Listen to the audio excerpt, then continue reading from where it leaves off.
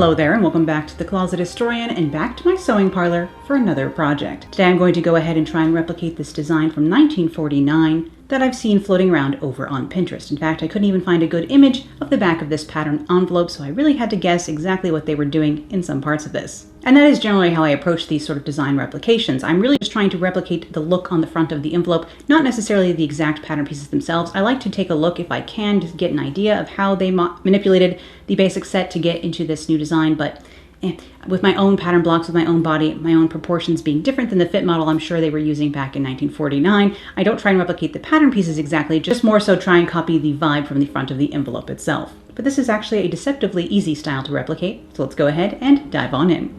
And I of course begin with my reference image, a marker, my ruler, and my basic bodice blocks, and some alphanumeric paper. And I must first trace the front of my basic bodice block here.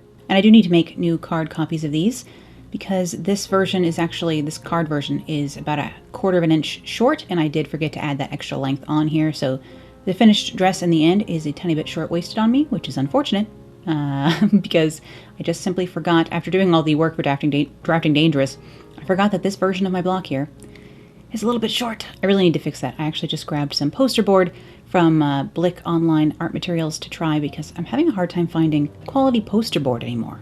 Hashtag pattern maker problems, I suppose.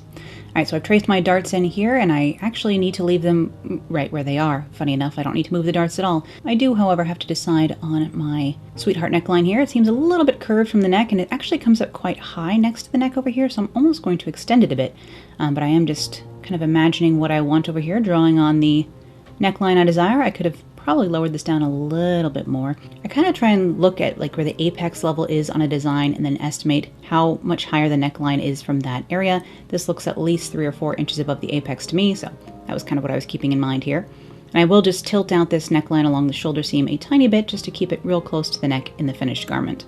And I have drawn a style line from that neckline where the points of the neckline meet, I suppose, the interior points of the neckline meet, out into the underarm seam. You could draw that directly into the side seam as well, but I just have it across into the arm side, like so. Of course, I will need to add seam allowance onto that. But this gathering seen on the bodice here is not actually there for fit reasons, it is just there for style reasons. That gathering has nothing to do with dart fullness, and these darts will be staying right where they are. And you can see once I fold these darts on the paper, this angle becomes much more prominent. The angle of the shoulder yoke, I guess is what I would call these little shoulder bits, becomes much more prominent and less straight across once the darts are actually sewn into place or folded into place. But then I just need to add seam allowance to these pieces, because since I've cut them apart, I need to add it back on in order to sew these two pieces back together later. And this is all you would need to do if you just wanted to separate off your shoulder piece. But of course I need to add gathering in here. So I'm just going to go ahead and separate this into 3 sections, just kind of coming about 1.25 inches away. I'm not really thinking too hard about it. Just want to distribute a little bit of extra fullness in here, probably about 3 inches of extra fullness along the seam that we just created. So I'm just going to put in some wedges of fullness here, probably about 1.25 inches, 1.5 inches each. You could add more gathering if you had a thinner fabric, or less gathering or no gathering if you had a thicker fabric, where gathering would be a little bit annoying. I'm going to cut off a tiny bit, just a whole 1/16 of an inch extra when I'm trimming the seam allowance here, just so that I can make sure that these gathers lie flat against my body and don't puff out too much away from my chest later on. Just because it's not something I really like to have puffy gathers. I'd rather have flat gathers. Just adding a tiny bit of visual interest, a little bit of texture up here, like so. You could also put pleats in there. You don't have to do anything, also. The nice thing about making your own patterns is that the details of a design are entirely up to you. And I will now go ahead and create the bust flappy awning here. Often in the late 40s and 50s, they had these little bust flappies. So I just have a spare piece of paper that I've marked my seam allowance along the side of here. And then I will line up my front pattern piece, and I will trace the top line of this so I can have that exact same zone, I suppose, because this is where my flappy needs to come down from. You could make your flappies any shape you want, but I will try and copy this one from 1949 quite exactly here. So I have to decide again how deep I want this. It doesn't look like it comes down to the apex, but it is about apex level along the center front. So it kind of narrows up here into the arm's eye. Can't really tell if it goes into the arm's eye or into the side seam itself. Mine will go into both in a way. I'm going to make this about 4 inches wide and then taper it down to about 1 inch at the side seam. And I will, of course, have to add in the extra flare of this, which is in a specific spot, so we will add it exactly where it is wanted and nowhere else. So I'm going to flare this right where the neckline point meets and right over the center of the bust, basically. I'm going to add in a good 45, 50 degree angle of fullness in here. Good, maybe 3 or 4 inches at the wide end, I suppose. And after doing so, I will have to smooth this line back out, so I'll just do that real fast. Again, remember your seam allowances while doing something like this. You're gonna have to keep track of how wide something's gonna be once it's sewn in place. So this is, you know, with seam allowance included, so it'll be a 1/2 inch smaller or a 1/2 inch shorter all the way around, and I have to keep that in mind while designing. I was just thinking, is this too narrow at the side seam here? It's like less than an inch, really. But I think it'll be fine. And I do have seam allowance along the center front of this. I can't tell if these flappies are sewn together, sewn down to the bodice, or are just loose. I'm gonna keep mine loose today. The bodice itself does not have a center front seam, so if you added a center front seam and wanted to encase the center front seam allowance of the flappies in there as well, perfectly doable. Now for the back of this, from what I can tell from the very blurry, sad 3 pixel wide image of the back of the pattern envelope that I could find on somebody's Flickr from 2008, it seems like the back of this is just the standard bodice block back. But of course, that's not very fun. And the front of this is so fun, we might as well do something exciting to the back. So I am going to add in some style lines. I did tip out the shoulder seam up towards the neck again here. Kind of tipped that up maybe 1/8 of an inch as well, just to keep that up close to the neck like you can see on the design from the past here. But I will cut this out, and then I will actually add a style line across the back body of this buddy because I am working with a striped or slightly striated fabric today, and I can cut the 2 pieces on a different grain line to create a bit of an effect back here. So that's just something I'm doing because I have that stripy fabric. Of course, if you were color blocking a design like this, you might want to add some more detail to the back as well, just to keep things interesting so that the back of the dress isn't completely boring compared to the front. I was thinking maybe I'll just peak this using the dart as my starting point here, because there's lots of angles going on in the front. Might as well add a few here in the back. So I'll just cut this apart. Now, if I had any sense, I would have made where this interacts with the side seam match up perfectly with where the flappy comes down into the side seam on the front. I did not actually plan that. I should have, but I did not actually plan for them to meet up here when I was doing the pattern drafting. So they don't meet up perfectly in the end. But again, that is the kind of thing that you would only notice if you were studying my underarm, like my side seam very closely. With my arms down, which is where they will be in this particular fitted sleeve, you won't notice that. But you will, since I've told you about it. And now that I've cut this apart and cut the dart away and closed up the lower section, I've eliminated the dart fullness and kind of created a bit of a princess seam, a horizontal princess seam in the back here. In a sense, what are we calling those? Duchess seams? Empress seams? Something like that. Some other form of royalty once they are horizontal instead of vertical, right? I feel like we are deciding. I don't know how that ended up our responsibility, but no one has named horizontal princess seams yet. So I think it's down to us. And I just kept my shoulder dart and the rest of the back the same, and I can start working on my skirt pattern. And I think it's kind of hard to tell exactly how much flare they have in their skirt. So I'm going to do a half A-line skirt here, which for me is where I close half of the dart fullness instead of all of it. So I am using the special magic A-line skirt method here to close the first dart and then leave the second one in place. So this is not the full flare of an A-line on my shape, just about halfway there. It's a slightly flared skirt as opposed to the full A-line. And I do have a video all about the A-line skirt pattern, which I can link in a card here. Unlike the bodice, this lower skirt portion does seem to have a center front seam, so I'll add that on. And then this is a rather long dress. It's really almost to her ankles, so I'm going to go ahead and add on 4 inches to my hem length as well. Usually I make my skirts, like the standard pattern that I use is 29 inches long, but I'm going to add a good 4 inches onto that.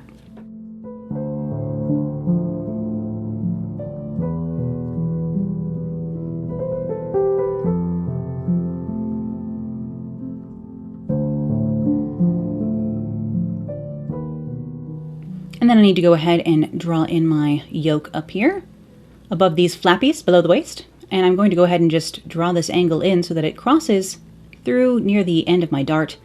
Honestly, I probably could have just made it go right through the end of my dart, but I'm cutting off maybe the last inch of this dart, which is about maybe 1/4 of an inch. And I think that's a low enough amount of extra fullness that I can just ease this in when I sew this later. So, especially because I'm using a slightly looser woven fabric today, or at least looser for me. So I think I can probably get away with it, just leaving this tiny bit of extra dart fullness in the lower portion of this skirt pattern. But I'll start cutting this out. Oh no, I can hear my laundry machine. I can hear my washing machine is almost done with this cycle. and I don't have hangers ready to hang up all that laundry. I'm a hang up laundry, not dry laundry person for the most part, which is a problem in a more humid place like New York, that's for sure. I'm going to go ahead and cut this dart away on the yoke piece and layer it shut, just like I did for that back piece for the bodice, honestly. Like so. Eliminate that dart fullness. Of course, though, I will need to add seam allowance to either side of this yoke seam. So I'll go ahead and add that on. This is my front yoke, and then I will add this on here before I forget as well.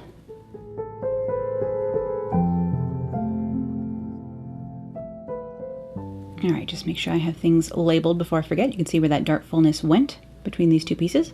I will deal with the skirt flappies and the other skirt extension drapey thing later on. So let me just go ahead and make the back skirt pattern first. And then we will deal with the flouncy bits. All right, once again, I've squared off a line here that I can draw an inch of seam allowance along, because I usually like to keep an inch of seam allowance along my center back because I will insert a zipper. I'm all about a center back zipper. No idea if this dress had a center back zipper or a side zipper in the original design, but when I make something, it's a back zipper. And again, I will go ahead and magic trace and then leave the second dart in place. So it's a half A-line skirt once again for the back here. Probably more easily understood if you have watched my A-line skirt video, so check it out. And again, I need to add on that 4 inches to my hem so things are nice and long, which meant I was just short on this side. Add on a tiny bit more paper. This is why we keep scraps of paper around in the sewing room.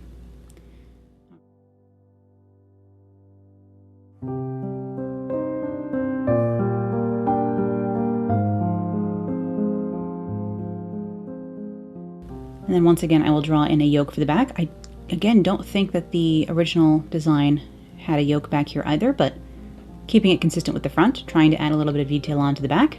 I will grab my front yoke to mark along the side seam where the front yoke interacts with the side seam so that I can keep that consistent. At least that will match up.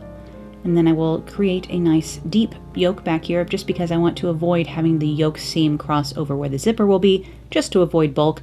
So I am going to try and make sure that this is going to dip down past where the zipper will end. So I'm going to grab my pattern and grab a dress zipper, which I think is, it's either 22 or 24 inches long. I can't remember.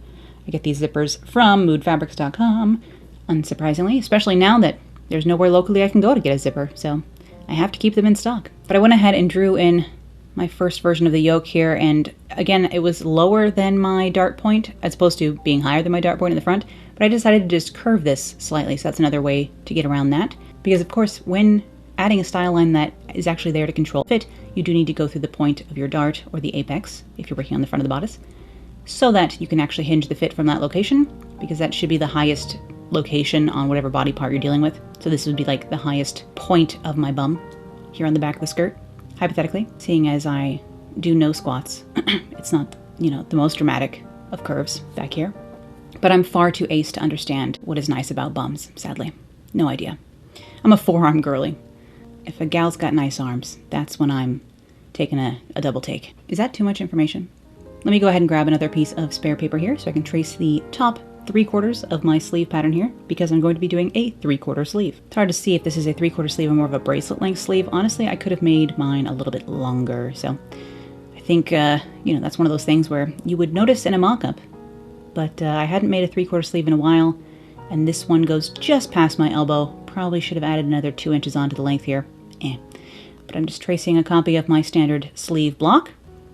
This is my actual sleeve block as opposed to the one I was working on recently with all of you, because I am just using my actual blocks today, which fit a little bit tighter, I think, than the stuff I've been working on recently, but oh well. I'm going to measure how long my arm is to try and decide where I wanted this, but again, I kind of underestimated it. Probably could have made this a little bit longer. And because this is a formal garment, I almost could have used a higher sleeve capped version of my sleeve, because I don't need to raise my arms in this. I shall not be dancing, you know, at a rave in a silk dress like this. More sitting calmly at a classical music concert. It's more the vibe. Visiting a gallery, that kind of thing. I don't do these things, but I would like to, you know? In my future life where I live, I don't know, outside of London, etc., and I go to nice things like that more often, it's good to have end goals, you know? You gotta be working towards something. Although now that I've been decorating for a while, I am starting to really like this house, which will be a problem. But this is just the 3/4 length version of the sleeve. I didn't change anything about it. Elbow dart is still there in place. But let's go ahead and create some drapees for the drapey version of this. This would be a very front-heavy version of this design, as in this would take a lot of fabric, and therefore the front of the dress would be heavy if you were to like store this on a hanger. If you made the version of this with these extra floops in the front, I would almost store this flat as opposed to like laying out in a drawer flat as if you were some sort of a fashion museum, as opposed to hanging it on a hanger, because it might warp the dress a little bit, the shoulders of the dress, if this was on a hanger. But I'm just going to create a subtle trapezoid shape here that is about the same width as my skirt pattern is, which is of course half the width of the final resulting A-line skirt. And because this will be tilted by being sewn into the yoke that is at an angle, you need to add a little bit of an angle to the hem if you want it to hang straight. Of course, you could just keep the angle of the piece as it is, and that would be quite pretty as well. You could do almost anything you want here, but it looked to me like the actual vintage pattern did have this sort of shape going on, a slight trapezoid that was about the same width as the skirt, which again would be a lot of fabric, and I was intending to make that version of this design and realized I did not actually have enough silk left to do so. Which means I was going to have to go with these front flappies instead. So let's go ahead and grab more spare paper and trace the front of my skirt pattern to start working with that. You really get a good idea of how to make flappies today. Today is all about how to add the 50s flappy. That's what I should title this video, how to add 50s flappies. It would probably go over quite well, honestly. I am again going to make this 4 inches wide so that it kind of visually corresponds with the bodice flappy. And I saw that this actually tips away from the center front, so I had to tip this front part of this away, and I will flare this a tiny bit extra at the side seam just so that it stands up away from the body. I will also add in a little bit of additional flare just to again cup over the body so that this sticks out and flares a little bit more than the A-line layer underneath it. Oh, the cats have discovered the new piece of tissue paper that I left downstairs for them, and now they're crinkling away down there. I can hear them.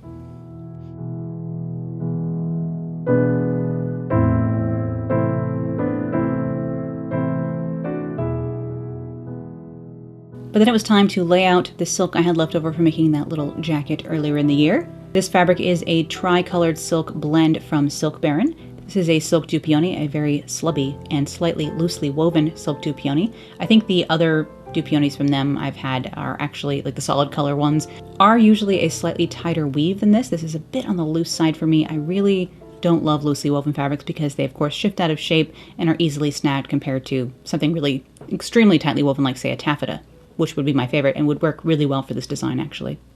But I didn't have a bunch of taffeta laying around, so here I am back with a du peony. And again, because this fabric is striated, I can cut different pieces on the bias to give a bit more visual interest to my finished design. And because I was going to be interlining all these pieces, I didn't worry about some of it being on grain, some of it on cross grain, some of it on bias. I wasn't worrying about the grain as much just because I am going to be interlining this whole thing in a lightweight woven interfacing. And I needed to go ahead and line this entire dress as well, so I'm trying to fit all these pattern pieces onto some bug print, beetle print lining from moodfabrics.com. If they still have this one available, I will link it for you. I wish they had this exact same print of lining available in every color. Can I have a collaboration? If anyone from Mood Fabrics is listening, seems unlikely, but if anyone who works at or near Mood is listening, can I do a collaboration with you on some jacquard linings where we do like that bug print, but in different colors, including like a black on silver, a black on gold, a black on green, that kind of a thing. Get in touch, you know, get in touch. Or we could do like a cicada print lining. I say print, but like weave, you know what I mean. Anyhow, one of my first steps here is going to be lining my flappies for the skirt. I'm going to start with the skirt for this project for some reason. So I am just lining up the fronts and hems of my skirt flappies here so that I can go ahead and finish those off. The other two seams, the waist seam and the side seam, will be encased in other seams later, so I don't need to actually worry about them yet.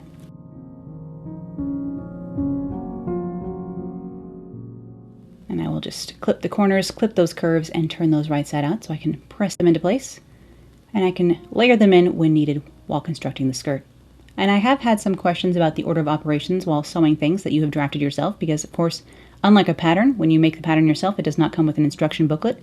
Firstly, I will say that after a while, this just becomes second nature. I guess to be fair, I have been sewing for over a decade, so I can say that kind of thing, but I think it only took maybe a couple of years before it became pretty intuitive what order to sew things in. Really, it's just thinking things through backwards. So if you think about your next step and think, oh, I need to sew the skirt yokes onto the skirt, what else needs to be done before I can do that? Oh, I need to be able to sandwich the flappies in there, so the flappies have to be sewn first. So it's kind of just about thinking yourself backwards just to make sure that you don't miss a step, I guess, in a way.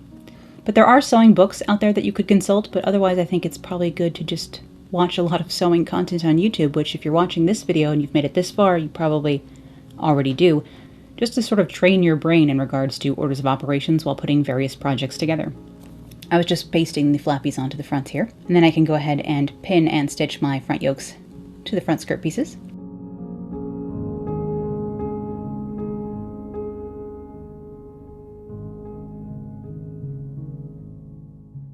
Like so, over here on the machine. Again, all usual standards over here. Microtex size 12 needle. I've got purple Gutermann all-purpose thread here, polyester thread. Loaded into the 99K over here. And I'm using 12 stitches per inch, half-inch seam allowance, all the usual things. Bring this back over to the ironing board, give that a quick press, and then I will actually go ahead and stitch on some edge stitching, or narrow top stitching, whichever you want to go with, over here on the machine, just to hold all that seam allowance into place because, again, it is a few layers going on here, which I didn't really mention how I attach the interlining to this, but I'll get there in a moment, so bear with me. For now, I'm just going to do skirt assembly first. Again, I have no idea why. Expecting past me to have a reason for everything. We can't expect that of her, you guys. And I'm actually a little bit more scatterbrained even than usual.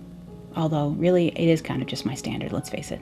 Alright, I sewed the center front of my skirts together as well, and I've pressed that seam open, and then actually because this is interlined, I can go ahead and use a little bit of historic or couture technique here and actually fell my seam allowance down to just the interlining. So these little stitches I'm taking are not all the way through onto the outside of the fabric, but I just wanted this front seam to really lay smooth and flat, so I'm stitching it down. I have just one length of thread on a very thin beading needle actually to do this, but I end up using beading needles for far more than I should, I expect.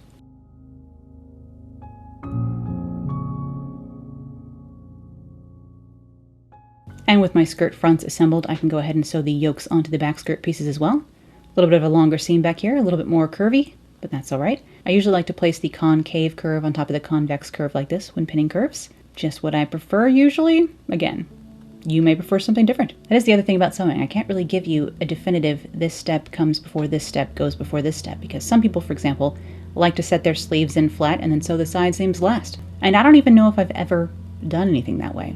I just set my sleeves in nearly last. But some people find that difficult, and that's fair enough. Like so much else in sewing, it is a matter of opinion. And now someone has started up a machine out in the street. What is going on? Oh no, it seems that my neighbors across the street have started up a full-size cherry picker. I will have to come back to you later. Okay, it's many hours later. Night has fallen. Dinner has been eaten. A cemetery has been explored. All kinds of stuff happened in the break for me. But for you, alas, I'm still working on the skirt, and here I am pinning the side seams now that both the fronts and the backs are all constructed. And once that is sewn, I can of course use my tailor's ham here to press that open. You could fell the seam allowance down to the interlining here again, if you wanted to. I didn't feel it was necessary along the side seams, but for some reason I felt very compelled to do it along the front. Again, who can say what I'm up to at any time? No one, but I do have to say, unfortunately, so here we are. And in the same way that my first step for the skirt was to construct the skirt front flappies, I will go ahead and start constructing the bodice front flappies first as well, because they will need to be sandwiched in between the other pieces. And I probably could have interfaced these, but I think I just about got away with not doing it, luckily. Just crispy enough on their own. And again, I only need to hem the center front and bottom edge of the flappy, because the rest will be encased in a seam. And also you could sew the center front of these together if you wanted to, but I decided to leave them loose and make my flappies even flappier. I'm going to need a different name. I need a different name for this portion of the garment. Suggest a different name for the bust flappy things. Again, bust awning. Wasn't a bad suggestion, I guess. But I still need to interline the rest of my bodice pieces, so I can finally go over that with you. Just pressing things a little bit here before I start layering things up. Each piece of silk receives its corresponding piece of interlining. In this case, this is actually a lightweight, I think it's a poly or polyester blend, woven interlining from Mood Fabrics. I do usually use cotton muslin for this, but I was fresh out because of all the mock-ups from the recent Drafting Dangerous adventures. So I decided to break this out. It is just a little bit softer and a little bit floopier than muslin. I actually usually prefer the crispness of the slightly starchy feeling, almost unbleached muslin that I again pick up from Mood Fabrics, and I think that muslin is called calico in other countries. So if you were in the UK or somewhere in Europe or Australia, I think they call it calico instead. Same idea. But once I have lined the pieces up and gently pinned them together so that they aren't going anywhere, I will use again a single strand of thread on a beading needle to go ahead and baste the edges of this. Mostly I just take large running stitches If I feel there's a cut edge where it's threatening to unravel a bit on me, I will actually whip stitch the edge, again, just lightly. I'm not trying to pull too hard on any of this. I'm just trying to make sure that these two fabrics act as one from now on. And yes, you can see we have been joined by Oliver, who is being extremely helpful. And I do apologize for the amount of arm you're about to get from me because I was wearing a tank top on this afternoon, which, you know, may have been a mistake, but oh well. And I will also go ahead and base the interior of the dart fullness before I pinch and pin these darts, and sew the darts into the front bodice piece. And that is just so that these don't shift apart, these layers don't move apart while sewing the darts, because that would result in all kinds of pooling and pinching and billowing that we are not looking for. We want these two fabrics to act as one. Or at least I do. It seems sort of up for debate whether or not Oliver is invested. And I was also working on my lining at the same time here, since I figured I could sew all of my darts at once. I've got my iridescent beetle print lining, which, again, why doesn't this come in every color? It's a shame that it only comes in purple and aqua, which are nice colors, but what if it came in emerald and black, or red and black? But just sewing all of my darts, as usual, starting at the large end of the dart, and then sewing off the pointed tip, and then tying the cut threads at the point just gently down to the surface of the fabric so that they do not come undone, and I just leave about an inch of extra thread just hanging out inside my garments. It's never been a problem, even on my unlined garments, so it's just one of the methods I was taught in fashion school and what I have used since then. And if you're watching carefully, you may see me at several points during this project holding my starting threads behind the fabric and helping to kind of coax each piece through. Holding your threads like that and slightly pulling on them when you get started can help when you're working with a lighter weight or more loosely woven fabric. And of course I will need to press all of those darts and all kinds of stuff over here on the ironing board, a pile of pressing, as it were. In fact, I have a lot of things in my life that I need to press. I have like several pairs of pants that I never reach for them because they're too wrinkled right now, and I really just need to go ahead and press everything. That way I can actually reach for half of my wardrobe. But because I do a lot of ironing in my work, I don't love ironing in my private life, as it were. If those two things can be considered separate. I'll go ahead and pin the underarm seam of my sleeve lining here, and my actual sleeves later on, before I start pressing more of these darts for the bodice, like so. And I will eventually press these side darts down after I sew them, but I still have to pinch and pin them first, and stitch these side darts into place as well. I really would love to invest in like a proper clothing steamer, so if you have one that you love, let me know the make and model. I would love a reliable, heavy-duty clothing steamer, the kind that you would have behind the scenes at a boutique or something. I don't want a travel steamer, I want to save up for the real deal.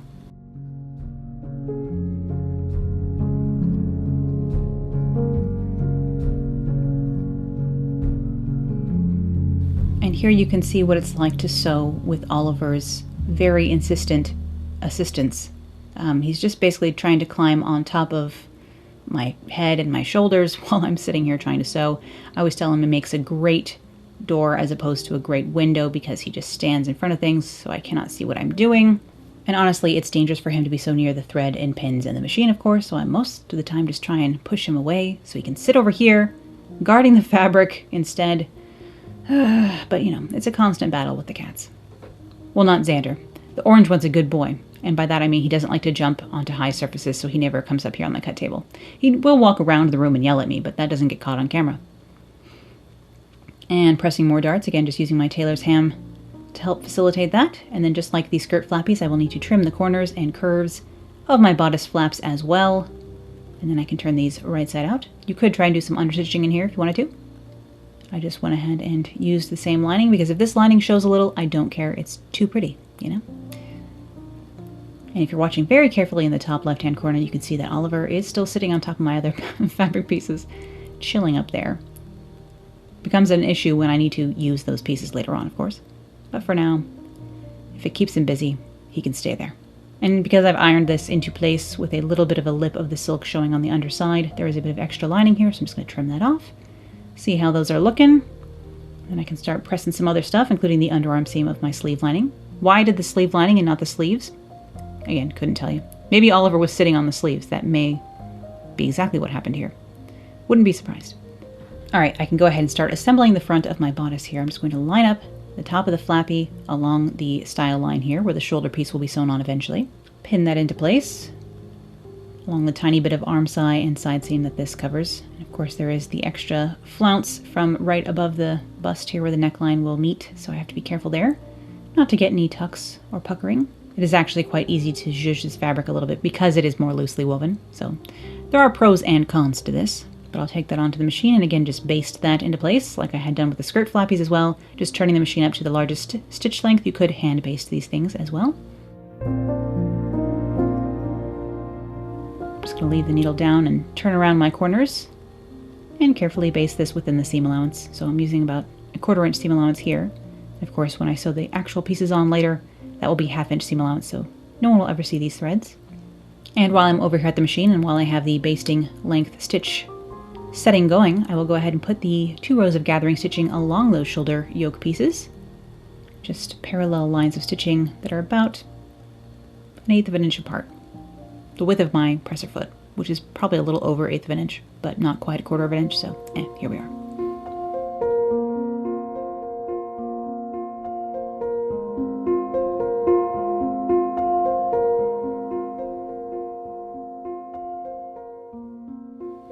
Alright, I will just actually clip the very top of these so that they behave and lay nice and smooth for this next step, because I will need to go ahead and gather the shoulder yokes down into place and pin them onto the bodice.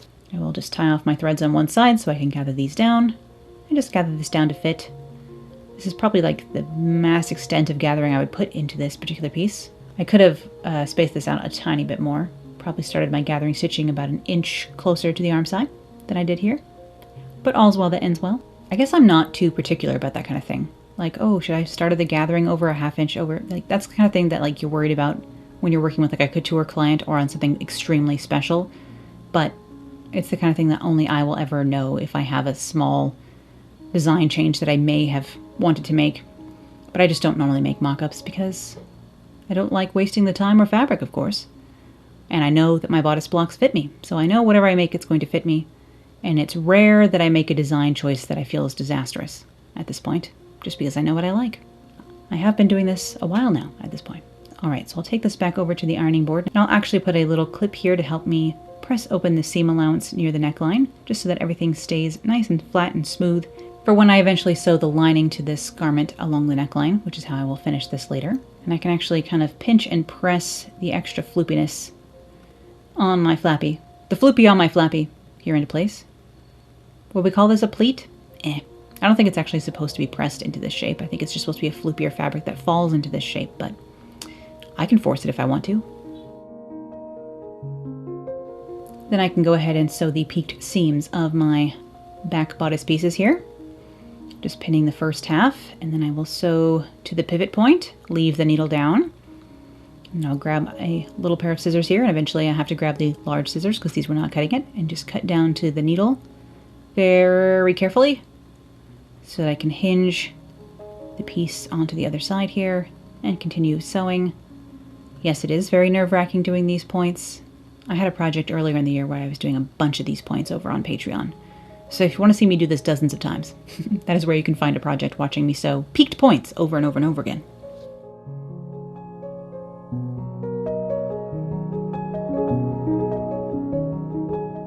But I'll go ahead and press this seam allowance all down into the lower portion of the back. I have to cut a little bit more away here from the point. Clip your corners, clip your curves. You know the rules.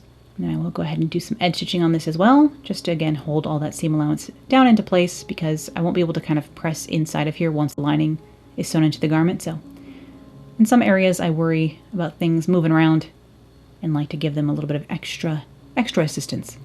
And I need to construct my lining as well, even though again I'm not going to be combining the lining and the dress itself until the very end when I use the lining to finish the neckline. But I do still need to construct that lining in order to be able to do so later.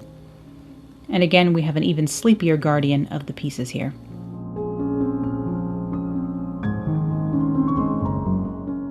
And here's what the bodice is looking like with both sides finished. I can go ahead and sew the back pieces onto the fronts here, along the side seam and the shoulder seam. And again, I really should have made the back style line up exactly with the front floopy, but I wasn't thinking about it until this moment when I started pinning the side seams later on. Luckily, it is close enough, honestly.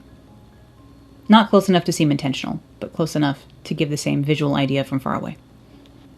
And yes, I've been trying to take walks in the evening the past couple of weeks. This is week 2. I'm doing pretty good so far, luckily because the weather has cooled down significantly, so I feel like I really have no excuse not to get out there and at least walk around the neighborhood a little bit, especially because my neighborhood is full of old Victorian houses, and that's the kind of thing I live for. But because I now live in New York, where there's a lot more history than in Colorado, I mean, there's plenty of history in Colorado as well, but of course, colonization of the United States began much earlier here in New York. So there are several excellent spooky Victorian graveyards in my town, and I actually drove to the largest for my walk today, and it was amazing. I would tell you about this graveyard, except for I can't name it because I don't want you to know exactly where I live. And if you are someone who is able to guess, you unfortunately do have to keep it to yourself. But let's just say I had a fantastic, very Addams Family Disney Haunted Mansion waiting line little jaunt today, and it was even overcast. And I need to go ahead and set my sleeves in here next. So I should finish constructing them, honestly. As you can see, I did not interline my sleeves. Just wanted to avoid the bulk in the sleeve. I felt I could get away with it. Again, sometimes the answer to why I did something is because I felt like it in the moment. And that's all I've got. And another thing I often feel like doing in the moment is pressing in my sleeve hems before I set the sleeves in. So that's what I'm doing here, pressing these up a ½ inch at the end. And I did serge the raw edges of the underarm seam together, and I just pressed those towards the back. I do have a line of gathering stitching in the top of my sleeve cap here. This is to control the amount of sleeve ease that is in my sleeve pattern. I probably only have it's probably less than ½ inch of sleeve ease in my pattern. I rarely use it as a fitted sleeve like this. Usually I'm adding some kind of puff or making a tulip sleeve or making a bishop sleeve. I rarely use my fitted sleeve all on its own like this. So I really have to try and achieve a smooth sleeve cap. But today I'm going all in. But I do have that little bit of gathering in there just to help the top of the sleeve curve over the tip of the shoulder and fit into this arm side. And this is another area where there is a pro and a con to having a loosely woven fabric. The fabric will stretch on you, which is super irritating while trying to set the sleeve in properly, but at the same time you can kind of scooch the fabric together, which is super useful when trying to set the sleeve in properly.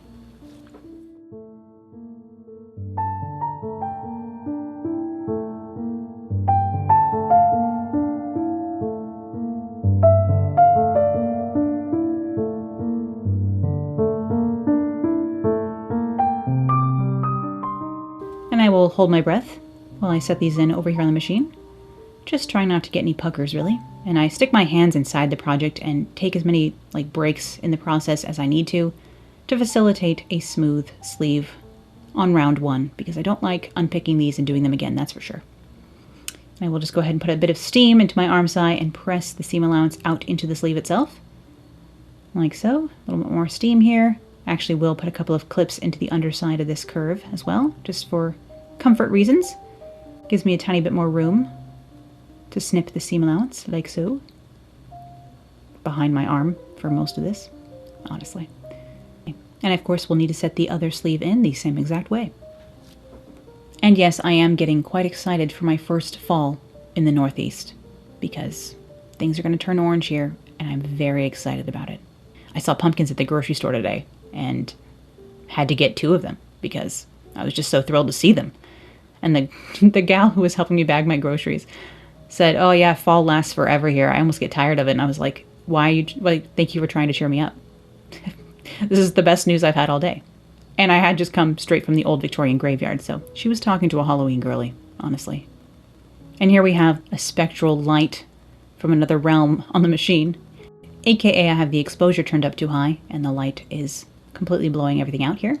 But in general, I'm sewing the waist seam, sewing the bodice to the skirt together along the waist.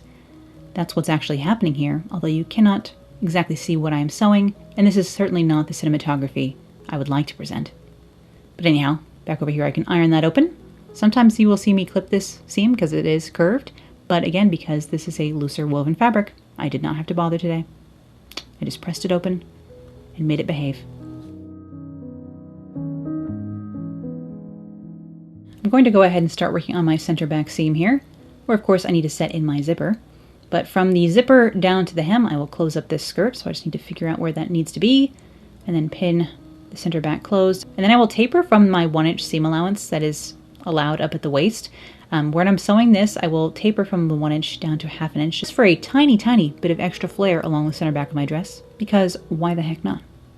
I honestly don't need to leave myself 1 inch of seam allowance even for the zippers anymore, because I've set a zipper in on ½ inch seam allowance and on a side seam several times at this point, to the point that it no longer scares me. So this is just an old habit that I have, leaving myself extra seam allowance. I guess it makes it slightly adjustable in the sense that I could let this out a tiny bit later on if I needed to. I have a Lillian suit where the skirt has about, I don't know, a good 2 or 3 inches of extra seam allowance along the side seams so you can let it out. And I actually do need to let it out because it was a suit that was gifted to me. And the jacket just barely fits, but the skirt is too small for me. But there's so much seam allowance that I could easily take the side seams apart and let it out. I just haven't done it because I personally hate altering clothes. I much prefer sewing things from scratch.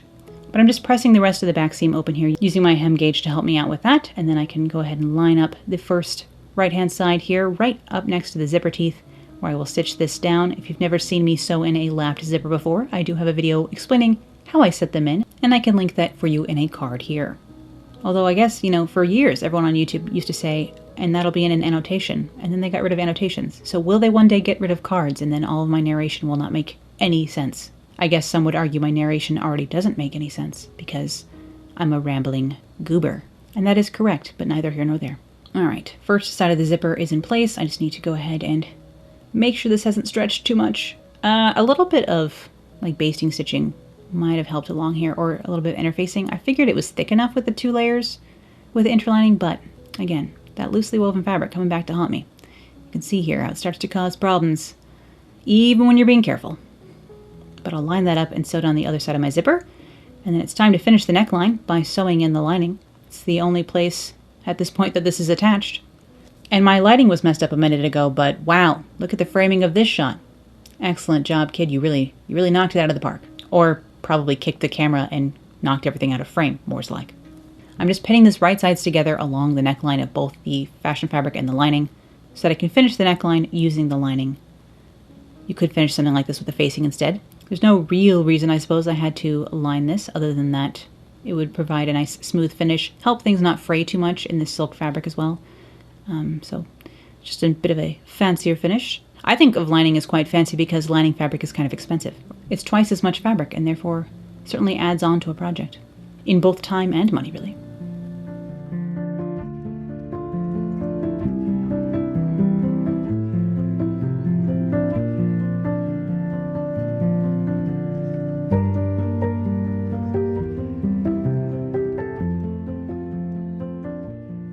And back over on the ironing board.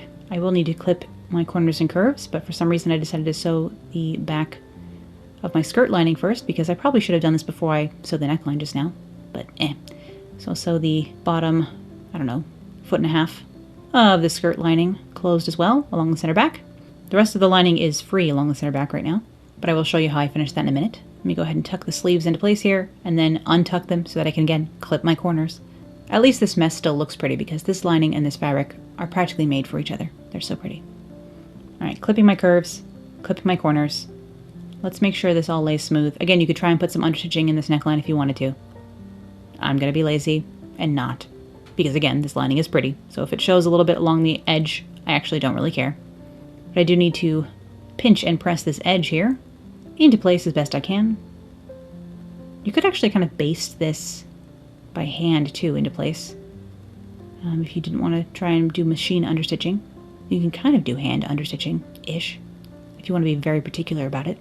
Especially because this has interlining, so you can stitch through the lining and the interlining and not the outside fabric. Not a technique I've ever played with before. Not sure if that's anyone's official procedure. I'm making it up as I go along, which the only thing that really matters are the results. So if it worked, it worked.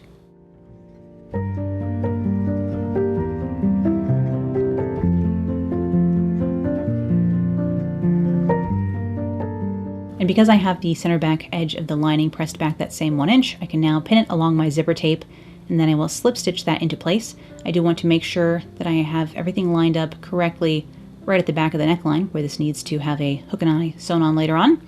But in general, I can just pin this folded edge of the lining to the zipper tape itself. And then again, yes, slip stitch this down. You could fell it down as well, if you don't mind seeing stitching on the inside of your garment. And seeing as, hypothetically, you're the only one who will see it, why would you?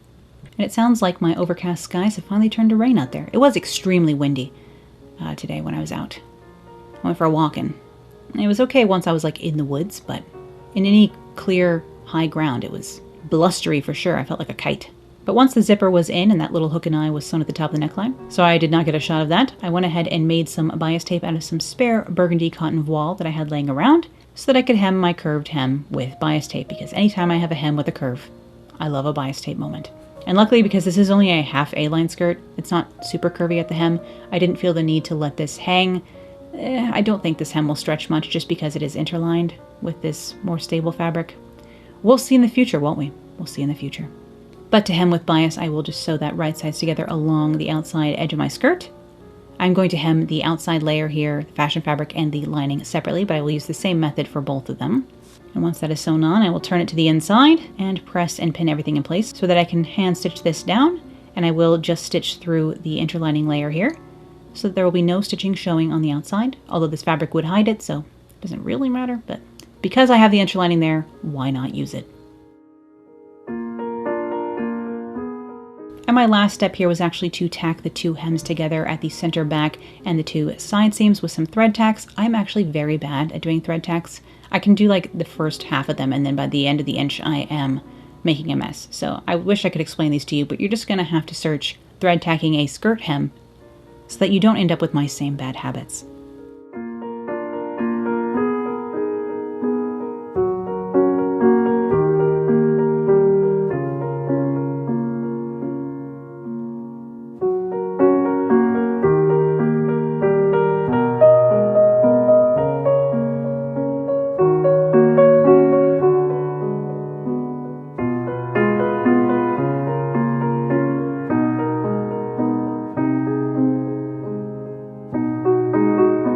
And here is my finished purple iridescent Dupioni silk dress. This fabric, I love this fabric. I love these fabrics that Silk Baron does, these tri-blend Dupionis in general. However, it is on the looser woven side for me. I usually prefer something that's a little bit more substantial in that this is a fragile fabric. You can snag this kind of thing quite easily. So I really do need to focus on somehow adding more formal events into my yearly calendar, either by finding a book deal and like a career, or someone to take me out to dinner. Not that I want this to become a personals advertisement, you already know far too much about me. In any case, I hope you enjoyed seeing how this project came together today, and thank you as always for watching, and an extra huge thank you to my patrons who make my work and these videos possible. And as always, I'll be back with more sewing, vintage fashion, costuming, and crafting real soon, so I'll see you then. Bye. Sophie is here. Hello, Sophie. Are you joining us? You're joining us, my moop? Can I wear gold with this dress? In the mirror, yes. With the lights, I feel less so. Oh, she's gonna get comfy on the paper. Classic.